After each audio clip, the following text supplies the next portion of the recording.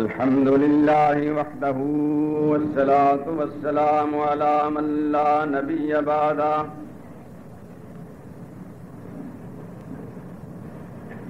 أما بعد فأعوذ بالله من الشيطان الرجيم بسم الله الرحمن الرحيم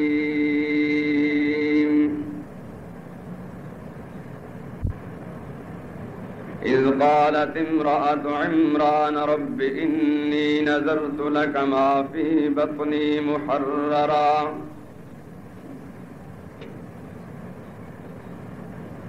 إني نذرت لك ما في بطني محررا فتقبل مني إنك أنت السميع العليم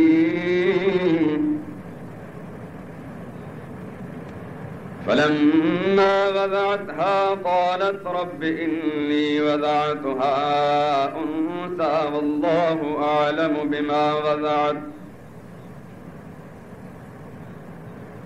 وليس الذكر كالأنثى وإني سميتها مريم وإني أعيذها بك وذريتها من الشيطان الرجيم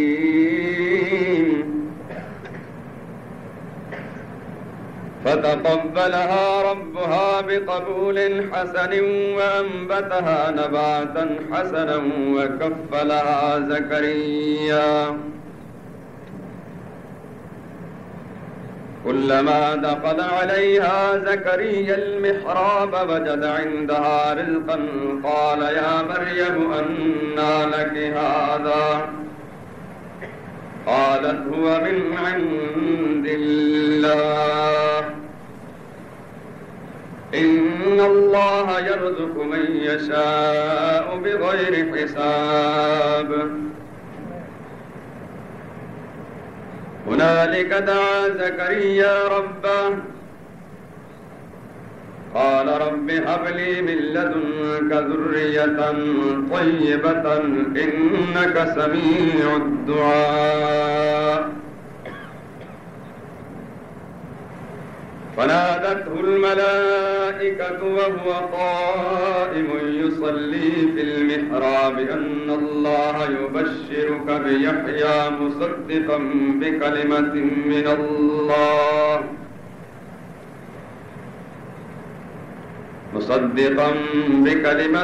الله وسيدا وحسورا ونبيا من الصالحين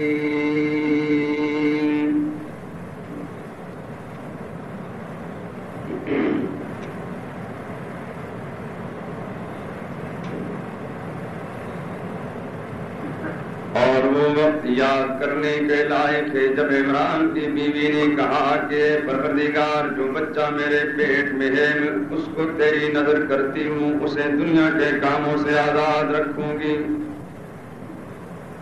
تو اسے میری طرف سے قبول فرما تو سننے والا اور جاننے والا ہے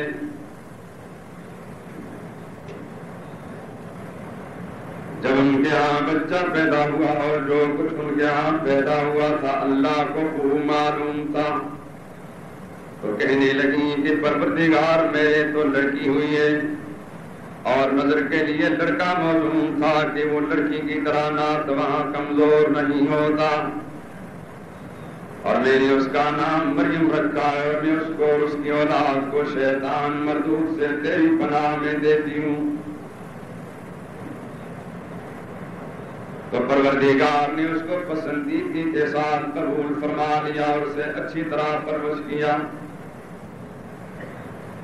اور زکریا علیہ السلام کو اس کا سرپرست بنا دیا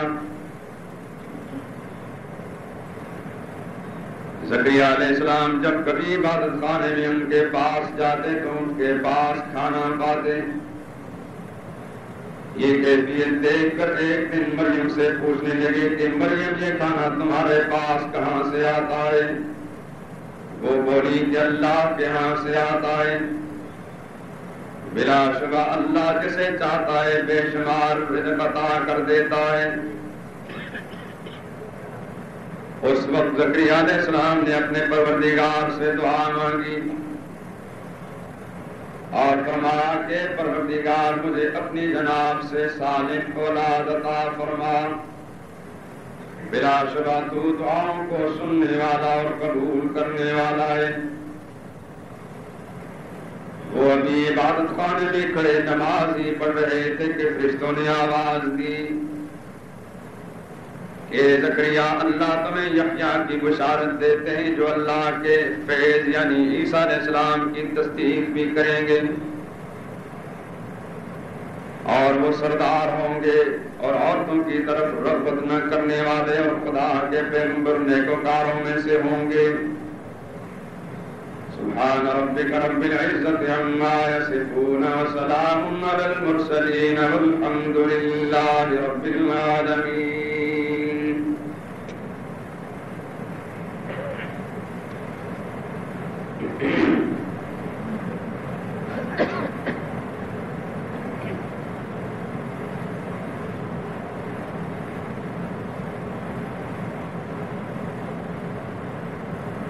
چل رہی ہیں شرک و بدعت کی ہوائیں چار سو. چل رہی ہیں شرک و بدعت کی ہوائیں چار سو. گھومتے پھرتے ہیں پیران رعائی کو بکو. عام ہے بدعات و بے دینی کی اب تو گفتگو. ملت اسلام کی خطرے میں ہے پھر آبرو. راز سے توحید کے آج ایک جہاں بیگانہ ہے. اب حقیقت سے زیادہ عظمت افسانہ ہے. ایک دنیا سربخم قبروں پہ آتی ہے نظر. ہے دلوں پر ان کے پیروں کی کرامت کا اثر.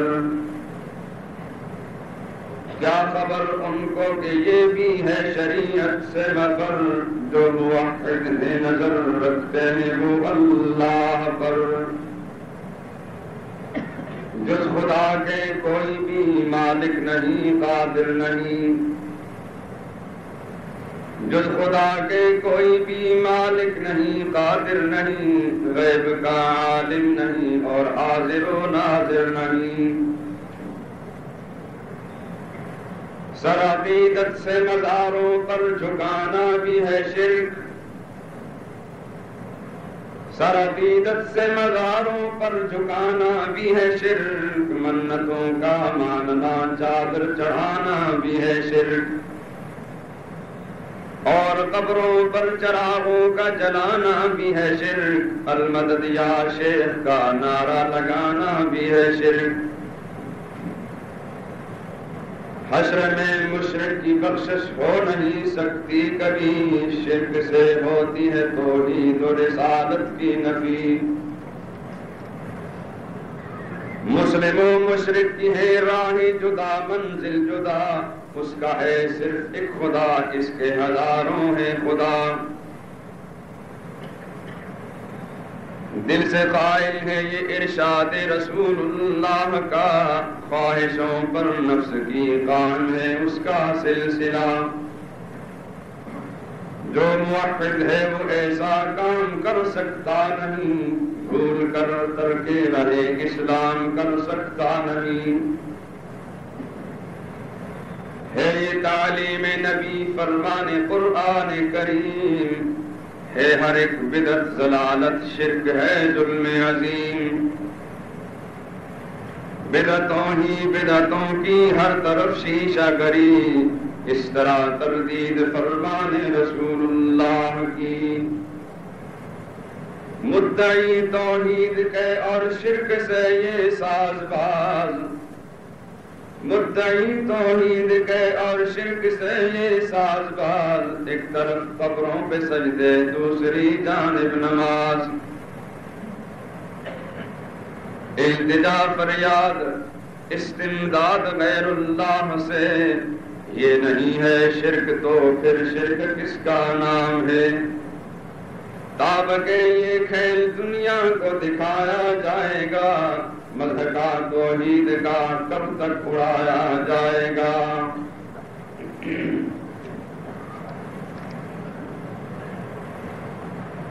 بزرگان محترم، برادران عزیز، تیسرے پارے میں سورہ آل عمران کی چند آیات کریمہ اس پر تلاوت کی ہے۔ موضوع کا آپ حضرات کو پوری طرح اندازہ ہے کہ پورے ماہ رمضان مبارک میں خطبات جمعہ کے اندر ایک ہی موضوع چل رہا ہے۔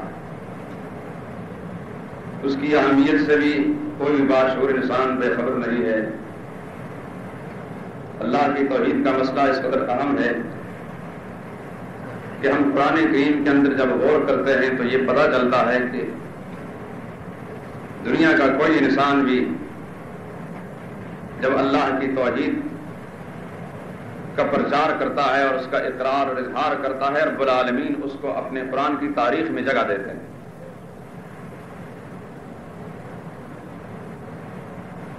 اور بات صرف انسانوں پر ختم نہیں ہو جاتی، ہم تو یہ بھی دیکھتے ہیں قرآن پاک کے اندر کہ اللہ کی توحید کا اظہار اور اقرار کوئی حیوان کرتا ہے تو اللہ اس حیوان کو بھی زندہ رکھتے ہیں۔ یہ باتیں کئی بار آپ حضرات کے کانوں سے کو ٹکرا چکی ہیں اور آپ معلوم کر چکے ہیں۔ کم از کم ان مجالس کے اندر شرکت کرنے والے لوگ اس حقیقت سے بے خبر نہیں ہیں، اور قرآن کریم پر نظر رکھنے والے لوگ بھی اس حقیقت سے بخوبی آگاہ ہیں کہ ہمیں ایسے حیوانات کا پتہ چلتا ہے کہ جب وہ اللہ کی توحید کا اقرار کرتے ہیں تو رب العالمین صبح قیامت تک کے لیے اپنے قرآن کے اندر ان کا نام زندہ و جاوید رکھتے ہیں۔ آپ جانتے ہیں کہ سیدنا سلیمان علیہ الصلوۃ والسلام کے دور میں ان کی رعایا جو نہ صرف انسانوں پر مشتمل تھی بلکہ جنات بھی اور طیور و وحوش اور ہر قسم کے حیوانات بھی ان کی رعایا میں شامل تھے، اور کسی چیز کی مجال نہیں تھی کہ بغیر حضرت سلیمان کی اجازت لیے کسی ایک جگہ سے دوسری جگہ حرکت کر سکتی۔ اللہ نے دنیا والوں کو اپنی قدرت کا یہ نمونہ بھی دکھا دیا کہ اختیار اور اقتدار سب میرے پاس ہے، میں جسے چاہوں اقتدار سے نواز دیتا ہوں۔ دیکھو میں نے اپنے پیغمبر کو حکومت دی ہے، تم کیا ہو دنیا والے اور تمہاری حکومتیں کیا ہیں؟ ایسا کون ہے وہاں کا لال جس نے انسانوں کے علاوہ جنوں پر اور پرندوں اور ہواؤں پر بھی حکمرانی کی ہو؟ دیکھو میں نے جب اپنی قدرت کا نمونہ دکھانا چاہا تو حضرت سلیمان پیغمبر کو اس قسم کی حکمرانی نصیب کر دی۔ ہوائیں بھی ان کی مرضی سے چلتی تھیں۔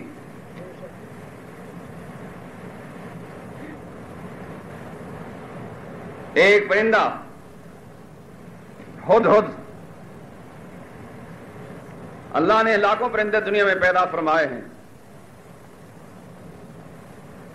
آخر ہدہد کی تخصیص کیا ہے جو قرآن کریم نے اس کا نام ذکر کر دیا؟ اصل بات یہ ہے کہ ہدہد کا وہ جو عقیدہ جو اس نے اعلان کیا تھا اور اظہار کیا تھا، اللہ کو اس قدر پسند آیا، ہدہد کی وہ بات اور گفتگو رب العالمین کو اس قدر پسند آئی کہ اللہ نے قیامت تک کے لیے آنے والی نسلوں کے لیے بھی ہدہد کا نام زندہ و جاوید کر دیا۔ قیامت تک آنے والا مسلمان جب قرآن کی تلاوت کرے گا تو اس آیت کو پڑھ کر جائے گا، اور اس پرندے کا نام لینے والا انسان قرآن کریم کی آیت کے ذیل کے اندر جب ہدہد کا لفظ بولے گا تو اس کو 40 نیکیاں ملیں گی، اس لیے کہ 4 حرف ہیں ہدہد کے اندر۔ سرور کائنات کا ارشاد ہے کہ قرآن کریم کے ایک ایک حرف پر 10 نیکیاں ملتی ہیں۔ تو جو ہدہد کا نام لے گا، ایک پرندے کا نام لے گا قرآن کے ضمن کے اندر، اللہ اس کو 40 نیکیوں سے نواز دیں گے۔ مگر یہ نام آیا کیوں یہ آپ جانتے ہیں، میں تو صرف اشارات پر اکتفا کروں گا۔ حضرت سلیمان علیہ السلام وقتاً فوقتاً حاضری لیا کرتے تھے۔ وَتَفَقَّدَ الطَّيْرَ، ایک بار پرندوں کی بھی حاضری لگائی۔ فَقَالَ مَا لِيَ لَا أَرَى الْهُدْهُدَ، حضرت سلیمان علیہ السلام نے دیکھا تو ہدہد کو غائب پایا، فرمانے لگے کیا ہو گیا کہ مجھے ہدہد دکھائی نہیں دیتا؟ ام کان من الغائبین، میری نظروں میں کوئی کمی واقع ہو گئی، یعنی یہاں ہے تو موجود مگر مجھے دکھائی نہیں دیتا یا سرے سے غیر موجود ہے. ساتھ فرمانے لگے کیوں میری اجازت کے بغیر یہاں سے غائب ہوا ہے؟ لَأُعَذِّبَنَّهُ عَذَابًا شَدِيدًا، بغیر اطلاع کے غیر حاضری کی سخت سزا دوں گا. او لَأَذْبَحَنَّهُ، یہ بھی ہو سکتا ہے کہ اس کو میں ذبح کر ڈالوں، یا کوئی غیر حاضری کا معقول عذر پیش کرے گا. زیادہ دیر نہیں گزری فقال، آ گیا واپس. ہدہد آ پہنچا. آتے ہی سلیمان علیہ السلام کے سامنے اپنی غیر حاضری کی وجہ بیان کرنے لگا. احطت بما لم تحط به، میرے آقا سلیمان علیہ السلام آج آپ کے سامنے میں اپنی غیر حاضری کی دلیل بیان کرتا ہوں، عذر بیان کرتا ہوں. آپ توجہ کے ساتھ سنیے.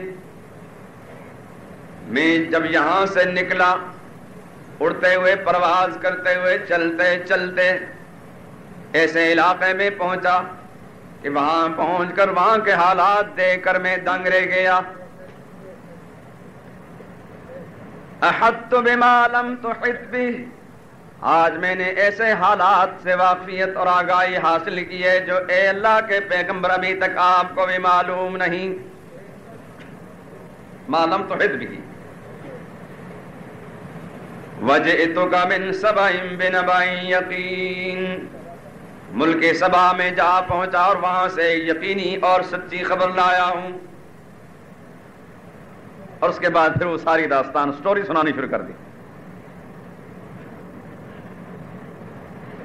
انی وجدت امرأۃ تملکہم، سلیمان علیہ السلام میں وہاں جب پہنچا تو میں نے دیکھا ایک مملکت ہے، بڑی ترقی یافتہ حکومت ہے، اس قوم پر حکمرانی کرنے والی ایک عورت. اوتیت من کل شیء ولها عرش عظیم، امور مملکت کو، نظام حکومت کو چلانے کے لیے سارے کے سارے اسباب و وسائل اس کے پاس موجود ہیں، اور بہت بڑے تخت و تاج کی مالک بھی ہے. یہ تو سیاسی پوزیشن ہے وہاں کی. وجدتها وقومها يسجدون للشمس،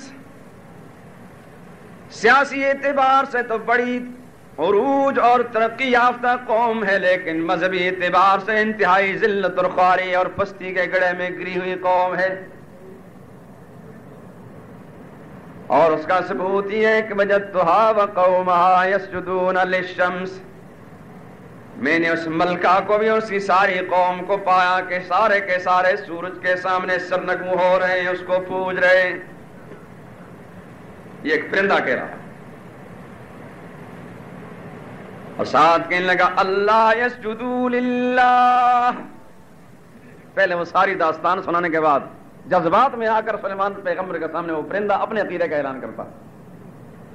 اللہ یسجدوا للہ، کیوں مت ماری گئی ہے ان لوگوں کی؟ کیوں دماغ خراب ہو گیا کہ اللہ جو قادر مطلق ہے زمین و آسمان کا پیدا کرنے والا، اس کو چھوڑ کر اللہ کی مخلوق کے سامنے سرنگوں ہو رہے ہیں، سجدہ ریز ہو رہے ہیں. کیوں ان کی مت ماری گئی؟ دماغ خراب ہو گیا. یہ ہے وہ راز جس کی بنا پر اللہ نے اس کا نام قرآن کریم کے اندر باقی رکھا. یہ بطور نمونہ میں نے ایک پرندے کا ذکر کر دیا، اور بھی کئی پرندوں کا اور دوسرے جانوروں کا ذکر بھی ہے قرآن میں. خدا کی توحید کا مسئلہ اتنا اہم ہے کہ اس سے اہم کوئی مسئلہ بھی نہیں. میرے دوستو، اتنی بات ضرور کہہ کر جاؤں گا. ہو سکتا ہے کہ آپ کے کانوں سے ٹکرانے والی میری یہ آواز اس میں کوئی اہمیت نہ ہو، لیکن ایک وقت ضرور آئے گا کہ میری بات کا یقین آپ کو ہوگا. اگر اس دنیا میں خدا نخواستہ اس بات پہ یقین نہ ہوا، مجھے اس خدا کی قسم جس کی یہ سچی کتاب ہے، اور اس پروردگار عالم کی بزرگی اور برتری کی قسم جس نے محمد رسول اللہ کو نبی برحق بنا کر بھیجا ہے، آنکھیں بند ہونے کے ساتھ اس باتوں کا پورا یقین آ جائے گا. میری التجا یہی ہے کہ بجائے اس کے کہ اس کا انتظار کیا جائے، اس دنیا کے اندر اس بات کو مان لیا جائے. آج میں نے جن آیات کریمہ کا انتخاب کیا ہے آل عمران میں سے، اس کے اندر ایک خاتون کا ذکر ہے، ایک عورت کا ذکر ہے۔ ہمارے جمعے کے بیان کے اندر ہماری مائیں بہنیں خواتین بھی شریک ہوتی ہیں، ان کی توجہ کے لیے خاص طور پر یہ بات ذکر کر رہا ہوں کہ ان کا آئیڈیل وہ عمران کی بیوی جن کا ذکر قرآن کریم کے اندر آ رہا ہے وہ ہونی چاہیے۔ مسلمان خواتین کے لیے کلبوں میں ڈانس کرنے والی اور اسٹیجوں پر ناچنے اور رقص کرنے والی اور گانے والی عورتیں نہیں ہو سکتی۔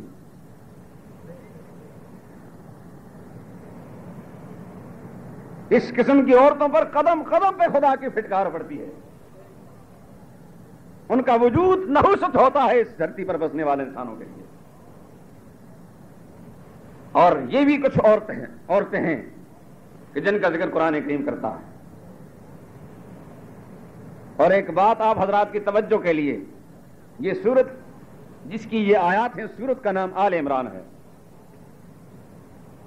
قرآن حکیم کی ہر سورت کا نام کسی خاص وجہ سے ہوتا ہے۔ اس سورت کا نام آل عمران اس لیے ہے کہ یہ جس خاتون کا میں ذکر کر رہا ہوں ان کے شوہر کا نام عمران تھا، تو عمران کا ذکر نہیں کیا، آل عمران کا ذکر کیا ہے، عمران کے گھرانے کا ذکر کیا ہے۔ پوری سورت کے اندر آل عمران کا تذکرہ نہیں، چند آیات کے اندر ان کا ذکر ہے، لیکن ذکر جس پس منظر میں ہے، اللہ کو آل عمران، عمران کی بیوی کی وہ ادا اتنی پسند آئی کہ اپنی عظیم الشان پوری سورت کا نام اللہ نے عمران کی بیوی اور اس کے خاندان کے نام پر رکھ دیا۔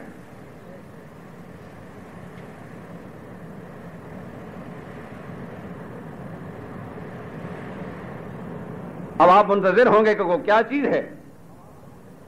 قبل اس کے کہ اس صورتحال کو میں آپ کے سامنے پیش کروں، نفس مسئلہ کی نوعیت پہلے ذکر کر دوں تاکہ اس کے بعد یہ بات پوری طرح سمجھ میں آ جائے۔ خدا کی توحید جو دنیا کے تمام مسائل میں سے سب سے زیادہ قیمتی اور اہم مسئلہ ہے، توحید کی ضد شرک ہے۔ شرک اللہ کو سب سے زیادہ ناپسند اور توحید کا عقیدہ سب سے زیادہ پسند۔ مشرک اللہ کو سب سے زیادہ ناپسند اور موحد خدا کی نگاہوں میں سب سے بلند۔ شرک کی بہت سی قسمیں ہیں۔ ایک نمایاں قسم شرک کی یہ ہے کہ غیر اللہ کے نام کے چڑھائے جائیں، ان کے نام کی منتیں مانی جائیں، نظریں اور نیازیں دی جائیں۔ زیادہ تفصیل میں جانے کی ضرورت اس لیے نہیں کہ باقاعدہ یہاں سننے والے پوری تفصیلات کو سن چکے ہیں، اور وقت کی قلت بھی دامنگیر ہوتی ہے۔ آسان اور سیدھے الفاظ کے اندر یہ بات عرض کر رہا ہوں کہ نظر اور نیاز، منت اور چڑھاوے، یہ سب اللہ کے لیے جائز ہیں، اللہ کے سوا کسی کے لیے جائز نہیں۔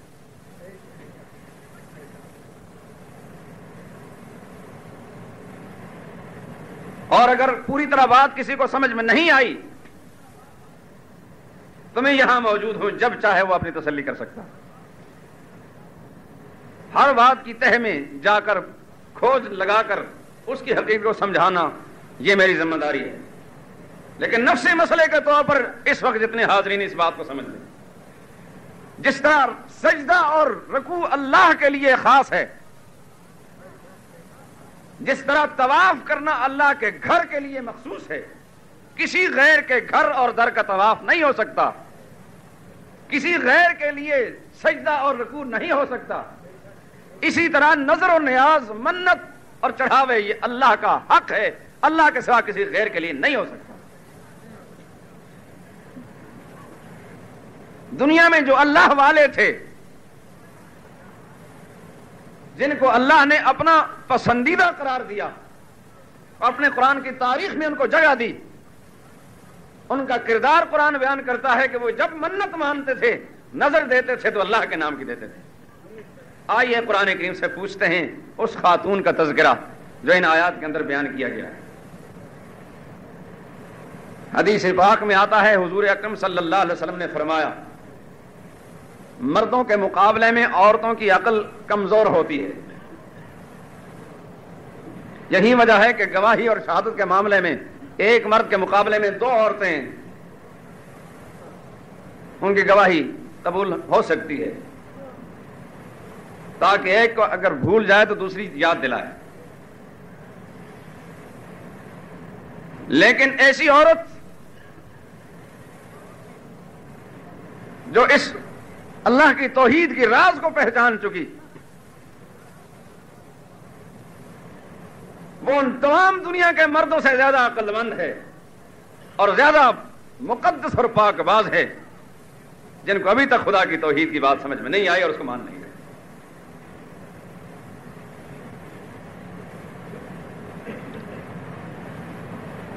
حضرت عیسیٰ علیہ السلام کی والدہ حضرت مریم کی والدہ کا نام قرآن پاک کے اندر آل عمران کے عنوان سے ذکر کیا گیا ہے. عمران ایک شخص جو اس دور کے اندر بیت المقدس کے امام تھے.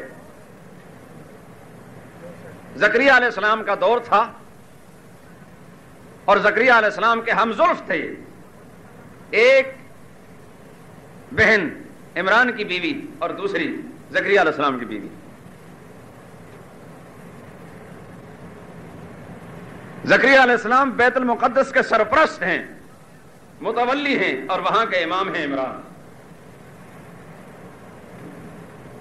اس زمانے میں اس شریعت کے اندر یہ دستور تھا کہ لوگ جس طرح اپنے مال کے اندر اللہ کے نام کی نیاز دیتے تھے، نظر و نیاز قربانی دیتے تھے، اس طرح کبھی کبھی اپنے بچوں کی بھی منت مان لیا کرتے تھے اللہ کے نام کی. اور جب وہ بچہ پیدا ہوتا تو خدا کے گھر کی خدمت کے لیے مخصوص کر دیا کرتے تھے، دوسرا کوئی کام نہیں لیتے تھے. اس شریعت میں یہ تھا. بیت المقدس کے امام کی بیوی نے نظر مانی، یعنی عمران کی بیوی. اذ قالت امرأة عمران رب انی نذرت لك ما فی بطنی محررا. یاد کرو وہ واقعہ جب عمران کی بیوی نے پروردگار عالم کی بارگاہ میں التجا کی، رب انی نذرت لك ما فی بطنی محررا، میرے پروردگار میرے پیٹ کے اندر جو حمل ہے میں تیرے نام کی نظر کرتی ہوں، منت مانتی ہوں. پیدا ہونے کے بعد اس کو میں آزاد رکھوں گی، دنیا کے کام کاج سے تیرے گھر کی خدمت کے لیے وقف کر دوں گی. فتقبل منی، میرے مالک میری اس نظر اور نیاز کو اپنی بارگاہ اور جناب میں قبول فرما لے. انک انت السمیع العلیم، پروردگار میری اس عرض اور التجا کو تو خوب سننے والا ہے اور میرے دل کے حالات اور نیتوں کو خوب جاننے والا ہے. نظر مان لی، دل میں یہ خیال کیا کہ حمل کے اندر جو بچہ ہے یقیناً لڑکا ہوگا، اور لڑکے ہی بیت المقدس کی خدمت کے لیے قبول کیے جاتے تھے، لہذا وقف کر دوں گی.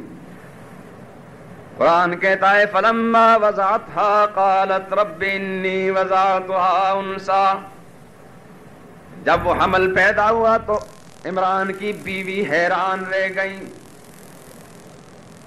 پریشان ہو کر حسرت و افسوس سے بارگاہ خدا بندی میں عرض کرنے کے لیے، یا اللہ میں نے تو لڑکے کی نظر مانی تھی، یہاں تو لڑکی پیدا ہو گئی، یہ کیوں کر تیرے گھر کی خدمت کر سکے گی؟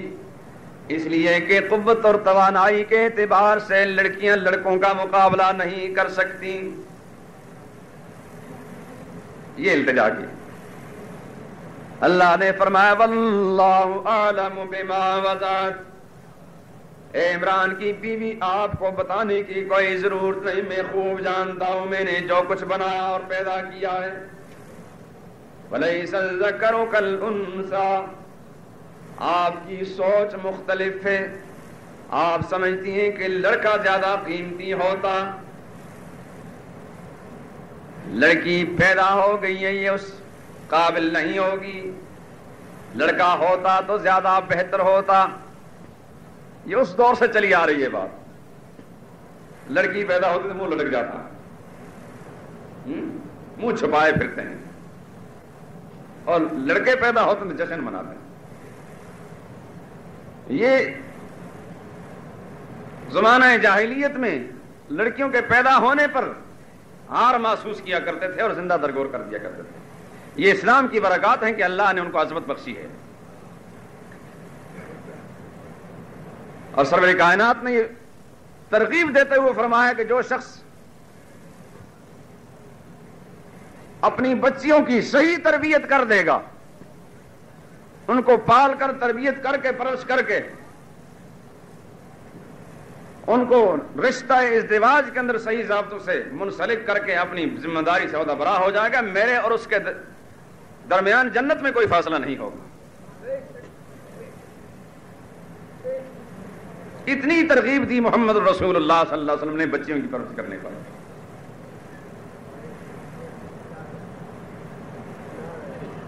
اور یہ بھی رسول اللہ نے فرمایا کہ جس کے ہاں لڑکی پیدا ہوتی ہے اللہ کی برکتیں شروع ہو جاتی ہیں. مجربات میں سے تجربہ کر کے دیکھ لیں. کچھ چیزیں مجربات میں سے ہوتی ہیں، تجربے میں آئی ہوتی ہیں. یہ مجربات میں سے ہے. تو کیوں نہ ہو، محمد رسول اللہ نے فرمایا صلی اللہ علیہ وسلم. زمین و آسمان ٹل سکتے ہیں، محمد رسول اللہ کا فرمان غلط نہیں ہو سکتا صلی اللہ علیہ وسلم.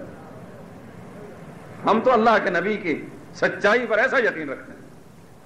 آسمان ٹوٹ سکتا ہے، محمد رسول اللہ کی بات نہیں ٹوٹ سکتی صلی اللہ علیہ وسلم. ان بیچاری نے دل میں صدمہ محسوس کیا کہ لڑکا ہوتا تو خدمت خوب کر سکتا، یہ تو نہیں کر سکے گی، اور میری وہ نظر اور نیاز اور منت شاید بارگاہ خداوندی میں قبول نہیں. قرآن کہتا ہے فَتَقَبَّلَهَا رَبُّهَا بِقَبُولٍ حَسَنٍ وَأَنبَتَهَا نَبَاتًا حَسَنًا. رب کائنات نے اس لڑکی کی نیاز کو اتنی پسندیدگی کے ساتھ قبول فرمایا کہ اس کی بہترین پرورش کا انتظام بھی فرما دیا.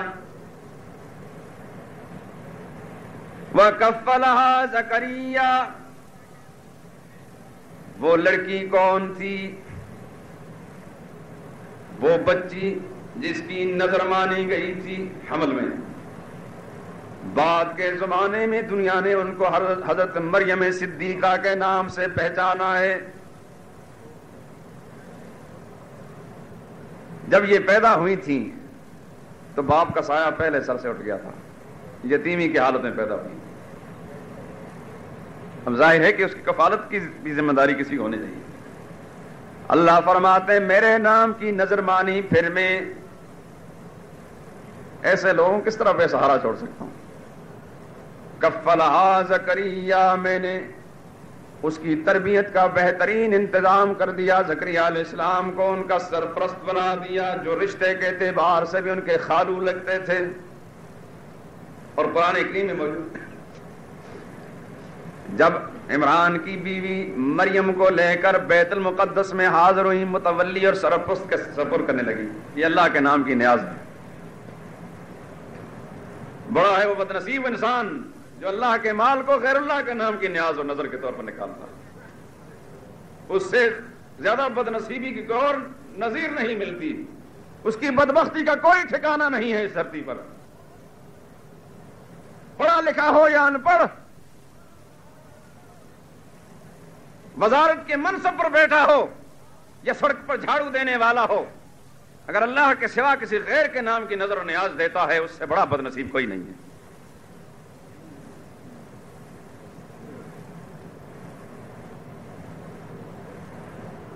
زکریا علیہ السلام کو ان کا کفیل اور سرپرست بنا دیا، قبول کر لیا. لڑکی قبول ہوگی، مگر بیت المقدس کے جتنے متولی اور مجاور تھے وہ آپس میں الجھنے لگے. بچی اتنی پیاری، ہر ایک کہتا میں اس کی تربیت کروں گا. بالآخر بات یہاں تک پہنچی، یہ تو ترجیح بلا مرجح ہے، کون لے کون نہ لے، آؤ قرآن اندازی کرتے ہیں.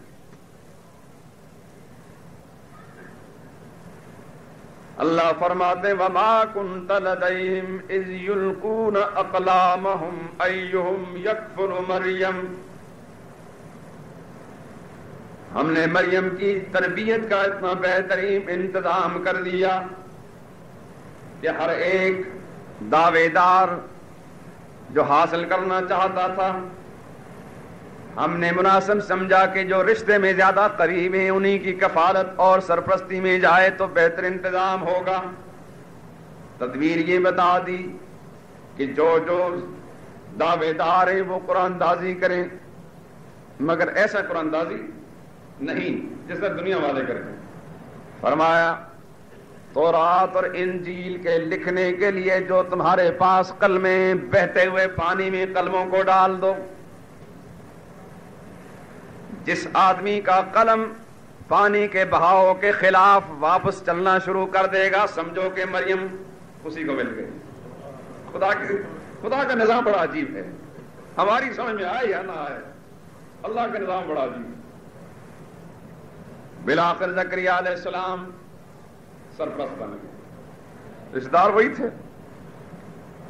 زکریا علیہ السلام نے عبادت خانہ بنا کر مریم صدیقہ کو وہاں چھوڑ دیا۔ بچپن سے اللہ نے ایسا بنایا تھا کہ دودھ کی طلب بھی نہیں تھی اس بچی کو، بس عبادت خانے میں لگی تھی۔ دروازے کو مقفل کر کے باہر تشریف لے جاتے۔ کلما دخل علیہا زکریا المحراب وجد عندها رزقا، واپس جب آ کر دروازے کا تالا کھولتے تو مریم صدیقہ چھوٹی سی بچی کے پاس عجیب قسم کے پھل اور کھانا پڑا ہوتا۔ حیران ہو کر زکریا علیہ السلام پوچھتے انا لک ھذا، دروازے کو تو تالا تھا، چابی میرے سوا کسی کے پاس نہیں تھی، آنے جانے والا بھی کوئی نہیں تھا، کھانا کہاں سے آ گیا؟ مریم صدیقہ فرمانے لگی قالت هو من عند اللہ، یہ کھانا میرے رب نے بھیجا ہے۔ زکریا علیہ السلام تھے خدا کے پیغمبر، اللہ کی قدرت اور طاقت پہ پہلے ہی یقین تھا، لیکن آج تک اللہ کی قدرت کا اس طرح عملی مشاہدہ نہیں کیا تھا۔ یقین تو تھا مگر ایسا مشاہدہ نہیں کیا تھا۔ اپنی آنکھوں سے بے موسم پھل اور کھانا دیکھ کر زکریا علیہ السلام بھی تڑپ اٹھے۔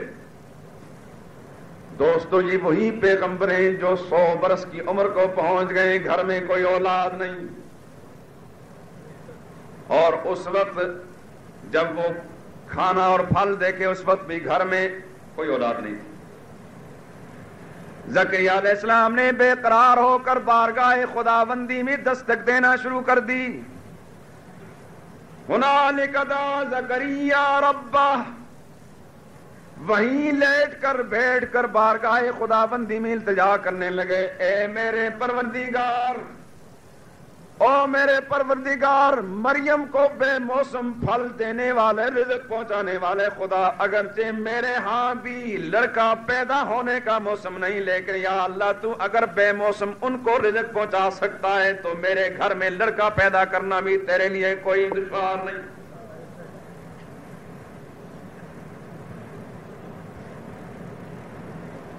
یہ بات میں اس لیے کہہ رہا ہوں دوستو، جہالت کی ماری ہوئی مخلوق زندہ خدا کو چھوڑ کر مرے ہوئے لوگوں کے پاس جا کر اولاد مانگتے ہیں۔ جب مت ماری جاتی ہے سمجھ میں نہیں آتا۔ جن کو اپنے ہاتھوں سے غسل دے کر، کفن پہنا کر، کندھے پر اٹھا کر، جنازہ پڑھا کر، اپنے ہاتھوں سے قبر میں دفن کرنے کے بعد پتھر رکھ کر، منو مٹی ڈال کر دفن کر کے آئے، مت ماری گئی ہے، شیطان ان سے جا کر اولاد منگواتا ہے۔ جو اپنی زندگی کے مالک نہیں تھے، اپنے نفع و نقصان کے مالک نہیں، تمہیں فائدہ کیوں کر پہنچائیں گے؟ یہی قرآن سمجھانا چاہتا ہے۔ قرآن پاک کا کوئی قصہ بغیر مقصد کے نہیں ہوتا۔ یہاں قرآن ان دونوں واقعوں کو متصل آپس میں ذکر کرتا ہے۔ ہنالک دعا زکریا ربہ، وہیں پکارنا شروع کر دیا، رب ہب لی من لدنک ذریۃ طیبہ،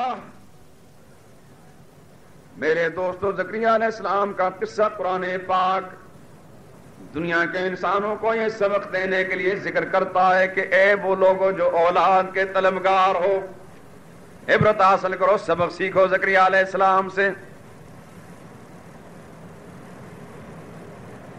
وہیں زکریا علیہ السلام بارگاہ خداوندی میں التجا کرنے لگے، رب ہب لی۔ یوں نہیں کہا زکریا علیہ السلام نے کسی دربار مزار پر جا کر، کتنے ہی پیغمبروں کی قبریں بھی وہاں موجود تھیں، کسی نبی کی قبر پر جا کر دستک نہیں دی۔ دوستو، آج ہمارے لیے کیوں کر یہ اجازت ہو سکتی ہے کہ ہم کسی قبر پر جا کر یوں کہنا شروع کر دیں، اے بابا شاہ کمال پتر دیوی رتا لال؟ ہے کوئی گنجائش ہمارے لیے؟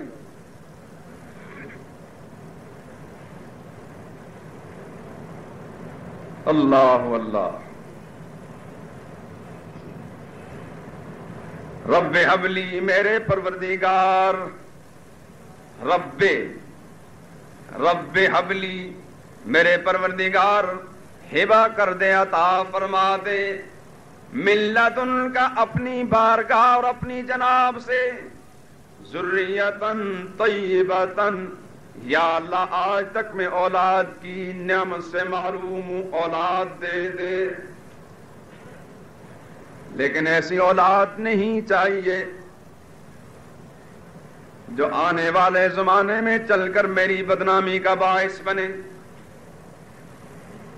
طیبتن، یا اللہ لڑکا چاہیے لیکن بڑا پارسا اور صالح چاہیے، کیونکہ میرا یہ یقین و ایمان ہے اولاد بھی تو دے سکتا ہے، اس کو صالح اور نیک بھی تو بنا سکتا ہے۔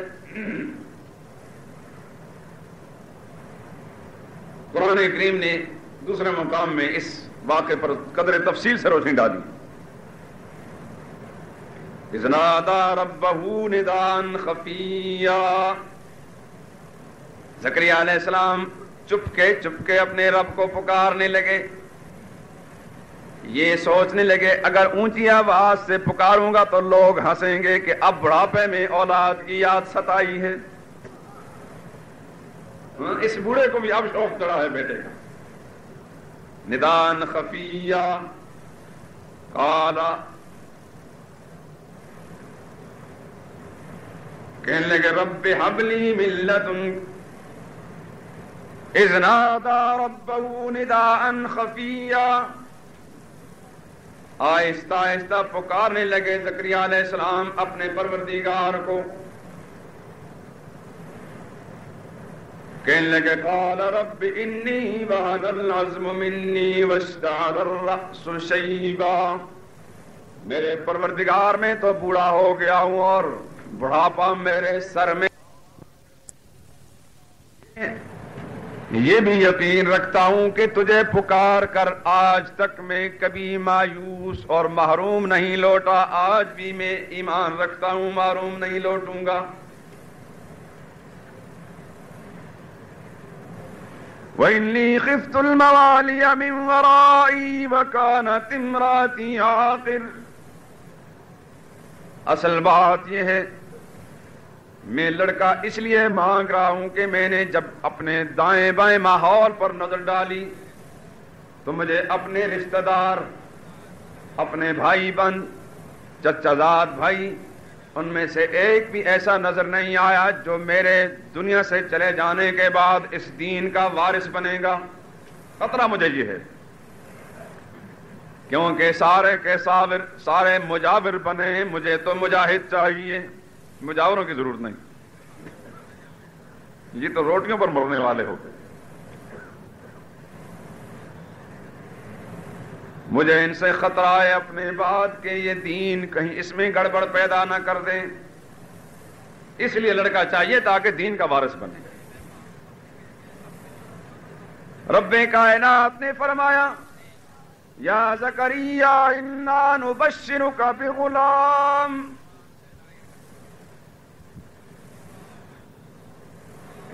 ہمارے دربار میں دیر کاہے کی؟ دیر کیوں؟ وہاں تو کوئی میٹیریل لانے کی ضرورت نہیں پڑے گی، بازار سے کوئی خام مال خریدنے کی ضرورت نہیں پڑے گی کہ اس کے بعد فیکٹری میں ڈال کر کوئی مال تیار کیا جائے۔ اللہ فرماتے ہیں میرے نزدیک سارے جہان کا بنانا، زمین و آسمان کا بنانا اور ایک انسان کا بنانا ایک برابر ہے۔ انما امرہ اذا اراد شیئا ان یقول له کن فیکون، اس کا فیصلہ تو کن فیکون کے ساتھ ہوتا۔ زکریا علیہ السلام عبادت خانے میں یہ دعا کر رہے تھے اور ساتھ ہی نماز میں مشغول ہو گئے، فوراً خدا کا فرشتہ آ گیا اور آ کر اس نے آواز دی، یا زکریا انا نبشرک بغلام، اے زکریا علیہ السلام ہم آپ کو خوشخبری اور بشارت سناتے ہیں ایک لڑکے کی، اسمہ یحییٰ، یہ بھی سن لیجئے کہ نام بھی ہم نے رکھ کر بھیجا ہوگا، نام بھی ہمارا، لڑکا بھی ہماری طرف سے اور نام بھی ہماری طرف سے، اس کی بھی آپ کو تکلیف نہیں کرنی پڑے گی۔ زکریا علیہ السلام حیران ہو کر پھر بارگاہ خداوندی میں التجا کرنے لگے، عرض کرنے لگے رب انا یکون لی غلام، میرے مالک میں یہ تو جانتا ہوں کہ تو سب کچھ کر سکتا ہے، لیکن میرے مالک میں یہ تو جانتا ہوں کہ تو سب کچھ کر سکتا ہے، لیکن جب اپنے آپ کو دیکھتا ہوں تو یہاں کوئی بھی کسی قسم کا یہاں تو کوئی آثار نہیں، بیوی بھی میری بانجھ ہو گئی، ولادت کے قابل نہیں، میں بھی بوڑھا ہو گیا، ادھر سے کوئی امید نہیں۔ انا یکون لی غلام، تو قادر مطلق ہے دینے پر، لیکن یہ تو سمجھاتی ہے کہ لڑکا کہاں سے آئے گا۔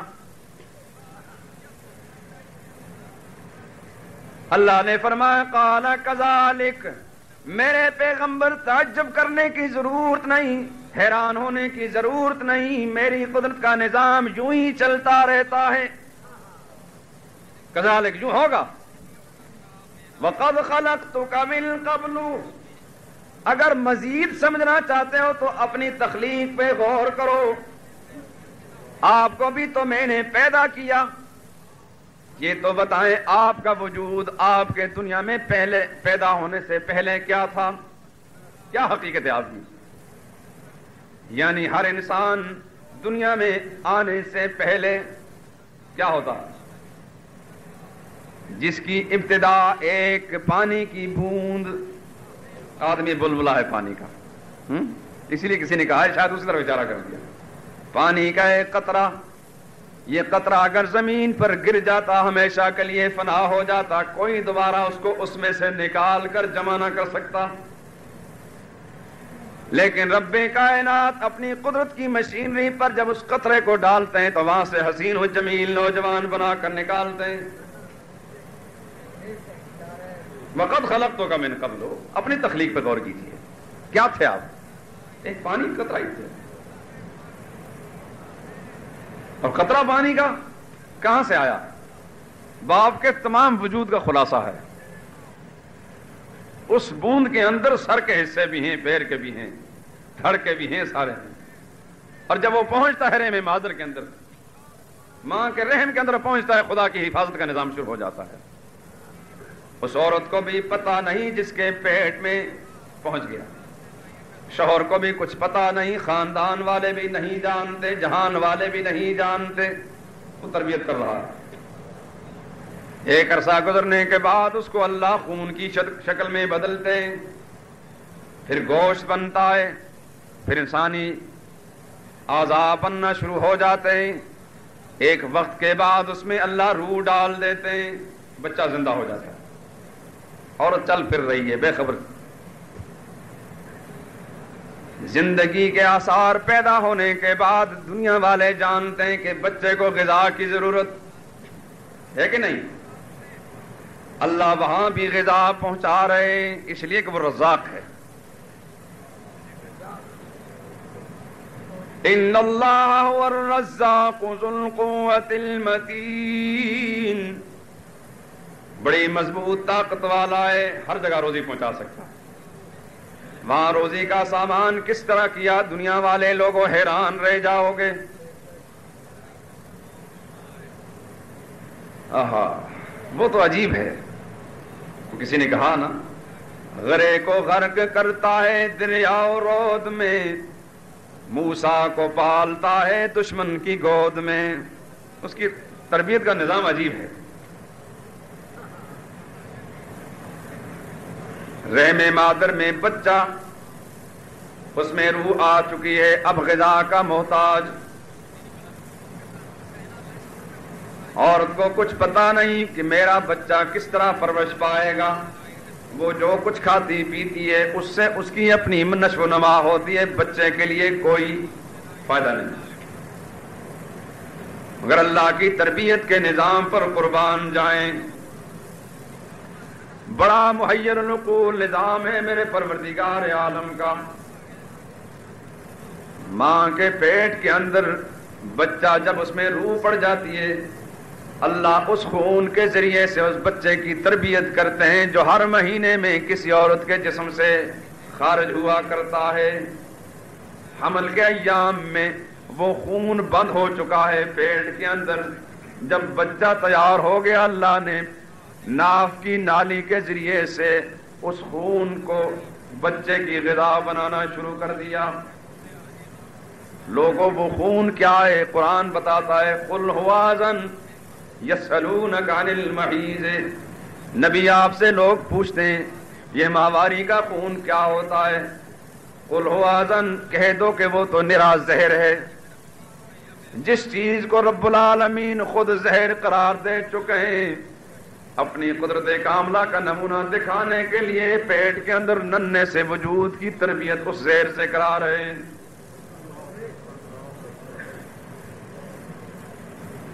اور قرآن کریم پر ایمان رکھنے والے مسلمانوں، قرآن کو پڑھنے والے لوگوں غور کیوں نہیں کرتے؟ خدا کی قدرت کا مشاہدہ کیوں نہیں ہوتا؟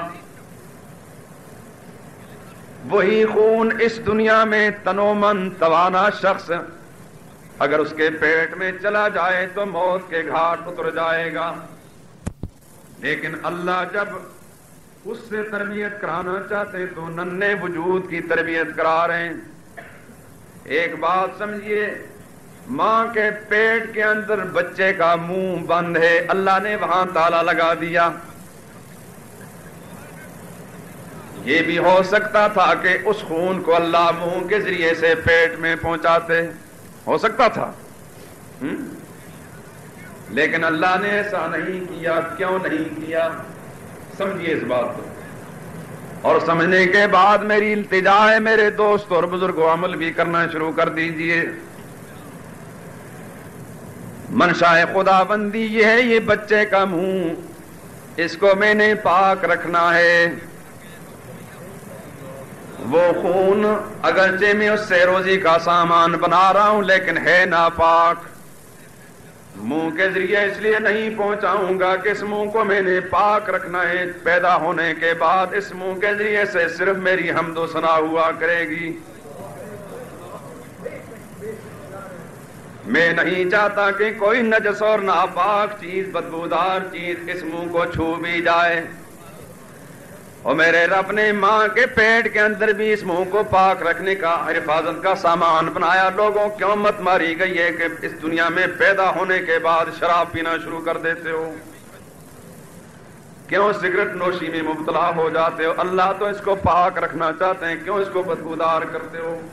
یہ اس قابل تھا کہ اس میں ہر وقت اللہ کا قرآن، اس کی تلاوت ہوتی، اللہ کی حمد و ثنا ہوتی، خدا کی توحید کا بیان ہوتا۔ ایک وقت گزرنے کے بعد ناف کی نالی کے ذریعے سے روزی پہنچانے کے بعد 9 مہینے مکمل کر کے اللہ دنیا میں بھیجتا ہے، چل دنیا میں۔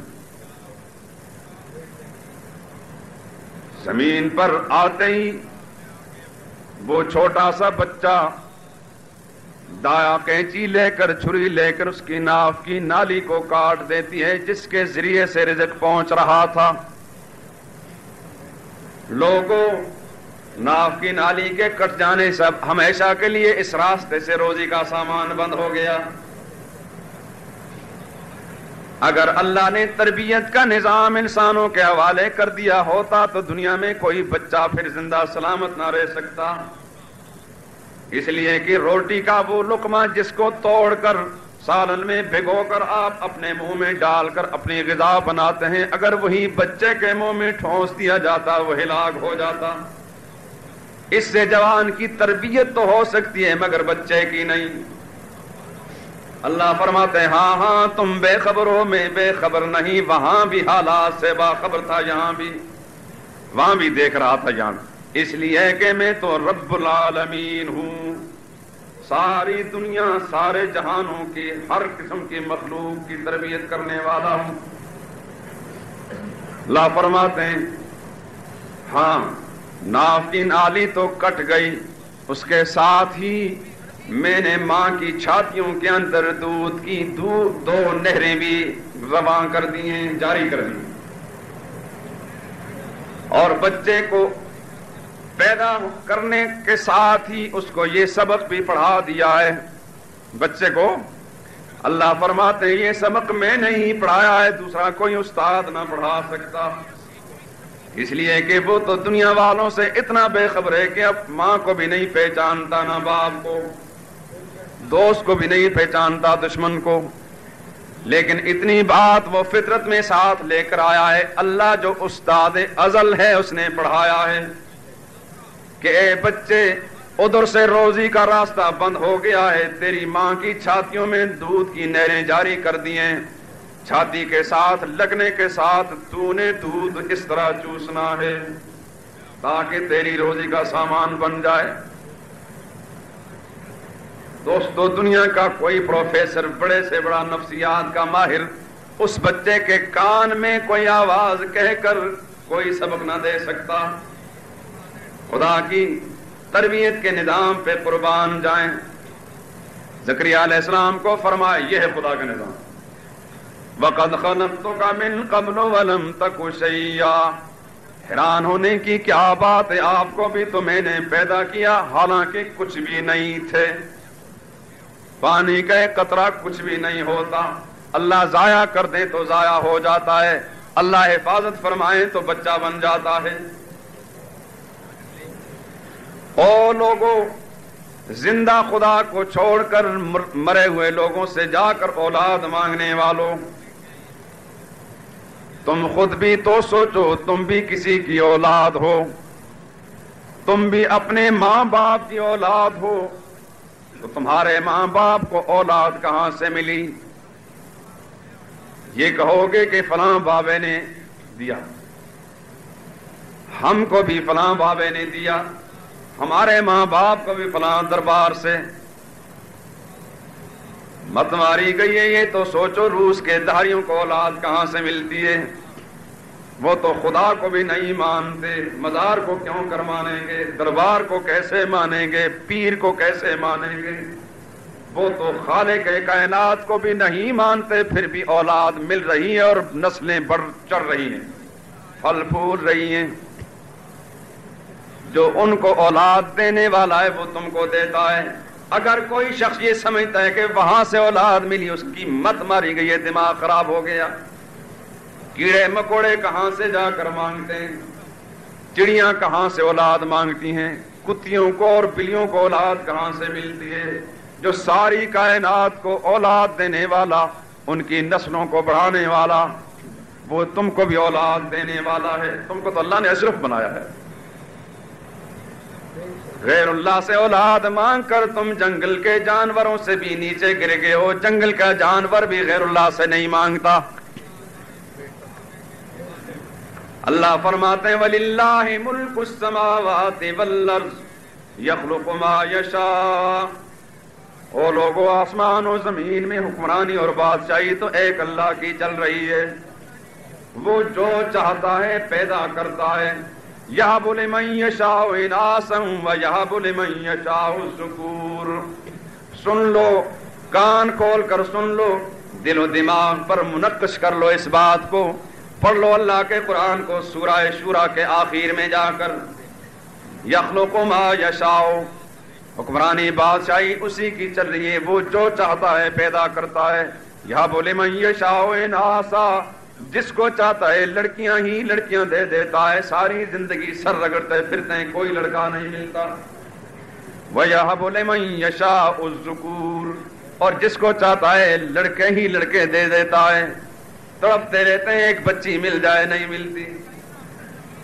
أَوْ يُزَوِّجُهُمْ ذُكْرَانًا وَإِنَاثًا، اور جب رحم و کرم کا معاملہ فرماتا ہے لڑکے بھی دیتا ہے اور لڑکیاں بھی، جوڑے جوڑے دیتا ہے۔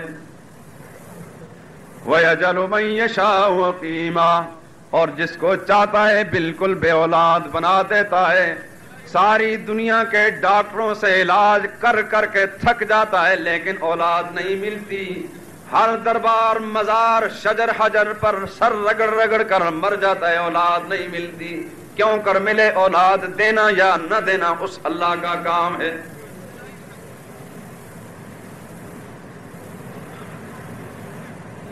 زکریا علیہ السلام کا قصہ سبق دیتا ہے، اولاد مانگو تو اللہ سے مانگو، وہی اولاد دینے والا ہے، اس کے سوا اولاد دینے والا کوئی نہیں۔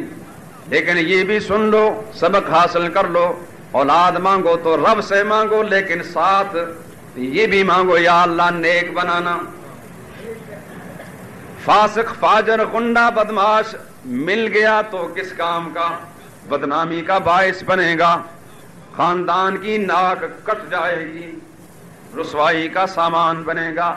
مانگو تو رب سے مانگو، لیکن ساتھ یہ بھی دعا کرو یا اللہ ذریۃً طیبۃً، نیک صالح اولاد عطا فرما، انک سمیع الدعاء، تو ہی پکاروں کا سننے والا ہے۔ یہ قصہ قرآن نے اس لیے ذکر کیا، دوستوں قصوں کی کتاب نہیں ہے، مگر کبھی کبھی کوئی قصہ ذکر کر کے اللہ یہ سمجھانا چاہتا ہے، اے انسانوں جو قرآن پر ایمان رکھتے ہو، دیکھ لو اس قرآن کو پڑھ کر فلاں نبی کا قصہ، اس پر جو بیتی ہے اور اس نے اس کے بعد جو کام کیا ہے وہ کام تم شروع کر دو۔ نبی بیمار ہوتا ہے تو خدا سے شفا مانگتا ہے، نبی مچھلی کے پیٹ میں پہنچتا ہے تو خدا سے رہائی مانگتا ہے، نبی کو اولاد نہیں ہوتی تو خدا سے اولاد مانگتا ہے۔ ہمارے لیے کیا گنجائش رہ سکتی ہے؟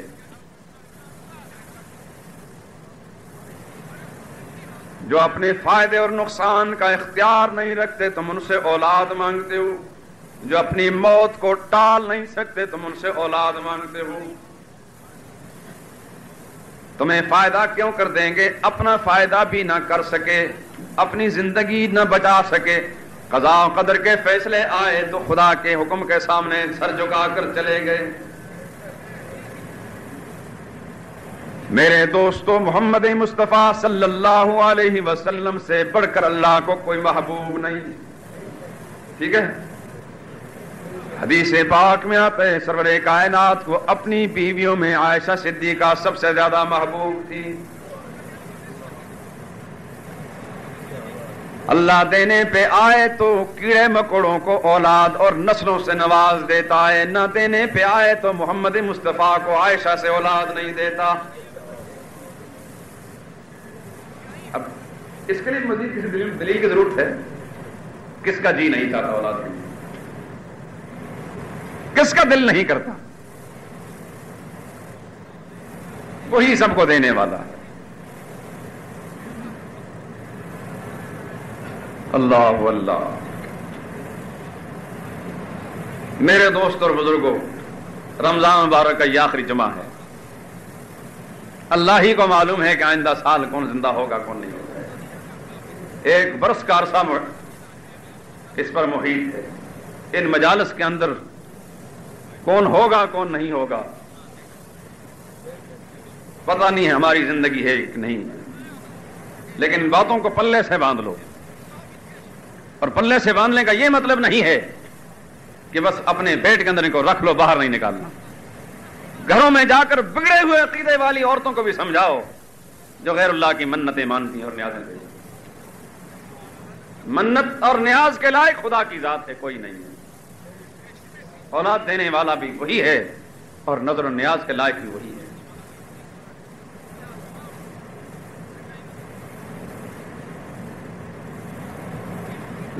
اللہ نے ساری کائنات سے عظیم بنایا اس انسان کو، زمین و آسمان اس کی خدمت میں لگا دیے۔ عظیم اس لیے ہے کہ اس کا مقصد عظیم ہو، اس کا کردار عظیم ہو، مقصد بھی اس کا پست ہو جائے، کردار بھی ذلیل و خوار ہو جائے تو بھی خدا کی ساری مخلوق سے زیادہ ذلیل۔ قرآن کریم کو پڑھنے والا شخص مشرک کیسے رہ سکتا ہے؟ قرآن پر ایمان رکھنے والا انسان کیوں کر بھٹک سکتا ہے؟ اس سے بڑی ہدایت اس دھرتی پر خدا نے بھیجی نہیں۔ جس قوم کے پاس خدا کا یہ قرآن ہے وہ قوم اگر بھٹکتی ہے، عقیدے اور نظریات کی وادیوں میں بھٹک رہی ہے، تو اس قوم کی حالت اس شخص سے مختلف نہیں ہے جو خود بھوکا ہے لیکن سر کے اوپر روٹیوں کا ٹوکرا اٹھایا ہوا ہے اور در در روٹی کی بھیک مانگ رہا ہے۔ وہ اس قدر نادان شخص ہے کہ اس کی بھوک کا علاج اس کے سر کے اوپر رکھا ہوا تھا، اس کی طرف ذرا دھیان کرتا، توجہ کرتا، بھوک زائل ہو جاتی۔ وہ دروازے پر جو بھٹک رہا ہے، ذلیل و خوار ہو رہا ہے، اس لیے کہ اس نے اصل حقیقت کو چھوڑ دیا ہے، جو کام اسے کرنا تھا اس کو کرنا چھوڑ دیا ہے، اس لیے وہ ذلت و خواری کے اندر بھٹک رہا۔ دوستو، مشرق سے مغرب تک آج مسلمان ہر زاویے سے اور ہر رخ سے دھتکارا جا رہا ہے۔ اس نے خدا کی توحید سے بغاوت شروع کر دی، اللہ نے اپنی مدد اٹھا لی اس سے۔ اس نے خدا کے قرآن کو چھوڑ دیا، خدا کی نصرت اور امداد اس سے ہٹ گئی، خدا نے اس کو در در کی ٹھوکروں میں ڈال دیا۔ اس کی ہر پریشانی کا حل خدا کی کتاب میں موجود تھا، اس کی فکری ہدایت کا سامان بھی قرآن میں موجود تھا، اس کی معاشی ضرورتیں بھی ان کا حل قرآن میں موجود تھا، اس کی معاشرتی فلاح بھی اس کا حل قرآن کریم میں موجود تھا، لیکن اس نے یورپ کو للچائی ہوئی نظروں سے دیکھا، خدا کی کتاب کو فراموش کر دیا۔ اللہ نے بھی پھر ان جو خدا کی نظروں سے گرے ہوئے لوگ تھے، بے قدر اور بے وقار تھے، انہی کی فہرست میں خدا نے ان کو شامل کر دیا، بلکہ ان سے بھی نیچے گرا کر ان سے پٹوائی شروع کرا دی۔ دوستو، اب بھی جاگنے کا وقت ہے۔ کب تک اس خواب خرگوش کے اندر ہم پڑے رہیں گے؟ جاگنے کی ضرورت ہے، اور جاگیں گے وہی جو خدا کی کتاب کو دیکھیں گے۔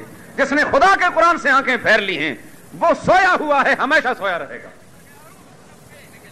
وہ غافل ہے۔ وہی انسان ہوشیار ہے، وہی جاگنے والا ہے، وہی عقل مند ہے جس نے خدا کی کتاب کا راز پا لیا ہے۔ جو قرآن سے بے خبر ہے وہ پرلے درجے کا محروم انسان ہے، اس سے بڑا بد نصیب کوئی نہیں۔ آئیے خدا کی کتاب کی طرف رجوع کیجیے۔ یہ سب عبرتیں، یہ حکمتیں، یہ بصیرتیں، یہ ہدایتیں قرآن کریم کے اندر مضمر ہیں، یہاں سے ملیں گی۔ اسے کھول کر دیکھیے۔ زندگی جو ضائع کر چکے اب تو تلافی کرنے، سارے علم اور فن، کسب اور ہنر سیکھ لیے، اب قرآن کی طرف رجوع کیجیے کہ آخر خدا کے سامنے جانا ہے۔ اس ہنر کے ذریعے پار نہیں ہوں گے، اس کسب کے ذریعے پار نہیں ہوں گے، قرآن کریم کے ذریعے سے میرا پار ہو۔ اگر یہ سمجھتے ہیں کہ سکھانے والا کوئی نہیں، تو جس محلے میں آپ موجود ہیں، محلے کے اندر ذی علم آدمی موجود ہے، اسے مجبور کیجئے کہ ہمیں خدا کا قرآن لفظاً بھی سکھائیے اور معناً بھی سکھائیے، تاکہ ہمیں پتہ چلے کہ ہم کدھر سے آئیں اور کدھر جائیں گے، ہمارا خدا کے ساتھ رابطہ کیا ہونا چاہیے، کیا اللہ ہم سے چاہتا ہے، تاکہ ہمیں اپنی زندگی اور حیات کا مقصد معلوم ہو ہم کیا ہیں۔ اور اگر آپ یہ سمجھتے ہیں کہ آپ کے محلے کے اندر کوئی نہیں ہے، تو کم از کم اہل لاہور کو میں یہ دعوت دیتا ہوں، اس کا انتظام میں نے کر رکھا۔ جو شخص لفظاً قرآن کریم کو نہیں پڑھنا چاہتا اس کا بھی انتظام، یہاں آئے انشاءاللہ اس کی تلافی کر دی جائے گی، اور جو معنن نہیں جانتا یہاں آئے، اللہ کی کتاب کے سے پوری آگاہی اور واقفیت حاصل ہو جائے گا، پتہ چلے گا اس کو کہ میرا رب مجھ سے کیا چاہتا ہے، ایمان اور یقین کی دولت بنے گی انشاءاللہ۔ قرآن حکیم کا درس صرف رمضان کے مہینے میں چھٹی تھی تراویح کی وجہ سے، ہر روز بعد نماز عشاء یہاں ہوتا ہے، بہت سے نوجوان پڑھے لکھے اس میں شامل ہوتے ہیں، یہ ترغیب دینا میرا فرض اس لیے ہے کہ جس طرح میرا یہ فرض بنتا ہے کہ بھٹکے کوئی انسان بھی ہو اس کو سیدھا راستہ دکھاؤں، جو قرآن سے ناواقف ہے اس کو ترغیب دوں قرآن سے واقف بن جائے۔ نکالیے اپنی 24 گھنٹے کی زندگی میں سے 1 گھنٹہ خدا کے قرآن کے لیے، یہی گھنٹہ آپ کا اصل ہے کام جو آئے گا، باقی تو دنیا کے دھندے ہیں۔ سیکھیے خدا کی کتاب کو، 1 گھنٹہ صرف چاہیے آپ سے اور کچھ نہیں چاہیے، 1 گھنٹہ خدا کی کتاب کو دیں۔ اس کے بعد بھی اگر آپ اپنے اس مقصد کو نہیں حاصل کر سکتے تو اس کا میں خدا کے سامنے جواب دوں۔ یہاں قرآن کریم کو سننے کے باوجود اگر آپ کو بات نہیں سمجھ میں آتی تو 2 باتوں میں سے ایک ضرور ہوگی، یا آپ کا دھیان نہیں تھا یا میرے سمجھانے میں کمی واقع ہے۔ میں انشاءاللہ کوتاہی نہیں کروں گا کسی طرح سے، میں نے اپنے رب سے یہ عہد کر رکھا ہے اور یہی ایک چیز ہے جس میں خدا کے سامنے پیش کر سکتا ہوں، باقی میرے پاس کوئی خیر کا عمل نہیں ہے۔ میں نے خدا کے دین کے اندر دین کے بیان کرنے میں کوئی خیانت اور بددیانتی سے کام نہیں کیا۔ ہر ناراضگی، ہر مخالفت میں نے مول لی ہے، برداشت کی ہے، اور جب تک خدا ہمت دے گا برداشت کروں گا، لیکن خدا کے قرآن کے بیان کے اندر خیانت نہیں، خدا کے دین کے اظہار کے اندر خیانت نہیں کروں گا۔ آپ اور مسلمانوں کا جو حق دینی اعتبار سے میرے ذمہ عائد ہے وہ بلا کا مقاص میں نے ادا کرنا ہے، اور اس کے معاملے میں خدا کے سامنے اپنے آپ کو جواب دے سمجھتا ہوں۔ لیکن اس کے باوجود، اس پیشکش کے باوجود آپ اسے فائدہ نہیں اٹھائیں گے تو پھر میں خدا کے سامنے بری ذمہ ہوں۔ جہاں جہاں آپ کام کرتے ہیں بھٹکے ہوئے انسانوں کو ترغیب دلائیں، کوئی آواز خدا کی قرآن کی ان کے کانوں میں پڑ گئی، اس پر عمل کر گئے، دنیا سے چلے جائیں تو بیڑا پار ہو جائے۔ گھروں کے اندر جہالت کی، بدعقیدگی کی آگ لگی ہوئی ہے، جل رہے ہیں لوگ جہالت کی آگ کے اندر، گھروں کے اندر تباہیاں آئی ہوئی مسلمانوں کے، سبب خدا کی قرآن سے ناواقفیت ہے۔ مرد بھی ناواقف ہیں، عورتیں بھی ناواقف ہیں، سیکھنے کی کوئی کوشش نہیں کی جاتی، ہر خرافات گھر کے اندر موجود ہیں، قرآن کریم کی جگہ نہیں ہے۔ اس لیے میرا یہ فرض بنتا تھا کہ میں آپ حضرات کے سامنے یہ بات پیش کروں۔ اللہ سے توفیق مانگتے ہیں خدا پاک ہمیں زندگی کی پوری زندگی اپنی کتاب کے ساتھ وابستہ رکھے اور اسی پر ہمارا خاتمہ فرمائے۔ عید کی نماز انشاءاللہ العزیز حسب معمول یہاں ہوگی۔